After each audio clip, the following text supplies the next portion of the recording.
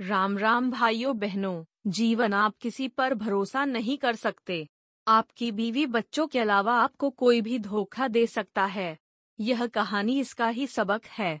मेरा नाम है अदिति। चलिए कहानी शुरू करते हैं। रघुवीर के परिवार में उसकी पत्नी सरोज, बड़ा भाई बलवीर, भाभी कमला, छोटा भाई धर्मवीर, उसकी पत्नी रेखा और रघुवीर की बेटी प्रीति शामिल थे। रघुवीर हमेशा से परिवार के लिए त्याग करता आया था। उसने कभी अपने लिए कुछ नहीं मांगा, बस परिवार की खुशी में ही अपनी खुशी देखी। प्रीति की शादी तय हो चुकी थी और रघुवीर ने उसके लिए बड़ी मेहनत से फसल तैयार की थी। इस बार की फसल से मिलने वाले पैसों से वह अपनी लाडली की शादी धूमधाम से करना चाहता था। खेतों में लहलहाती फसल देखकर उसकी आंखों में खुशी के आंसू आ जाते। एक शाम जब रघुवीर खेत से लौट रहा था, उसने देखा कि घर में कुछ अजीब सा माहौल है। सब लोग कानाफूसी कर रहे थे और उसे देखकर चुप हो गए।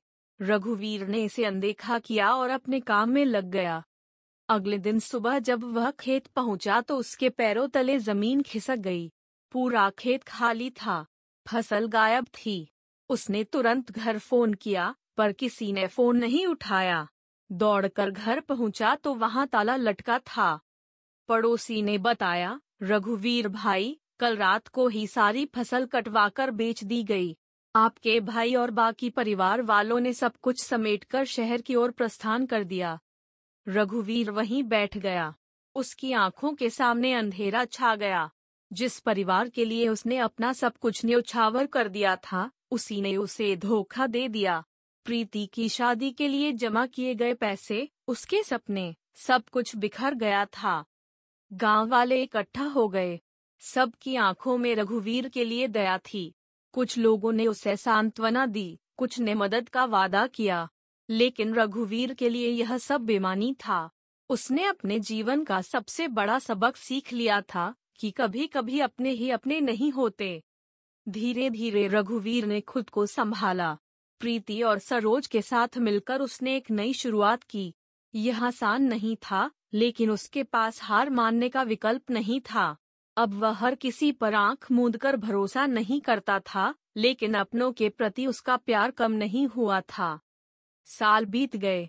रघुवीर ने अपनी मेहनत से फिर से खड़ा होना सीख लिया। प्रीति की शादी छोटे पैमाने पर हुई, लेकिन खुशी से भरी थी। एक दिन जब वह अपने नए खेत में काम कर रहा था, उसने दूर से अपने भाइयों को आते देखा। वे शर्मिंदा और टूटे हुए लग रहे थे। रघुवीर ने उन्हें देखा, एक गहरी सांस ली और अपने काम में लग गया। उसने सीख लिया था कि माफ करना जरूरी है, लेकिन भूलना नहीं। वह अब एक नया जीवन जी रहा था, एक ऐसा जीवन जो विश्वास और सावधानी के बीच संतुलन बनाए रखना सिखाता है। कहानी समझ आई तो वीडियो को लाइक करें, चैनल को सब्सक्राइब करें।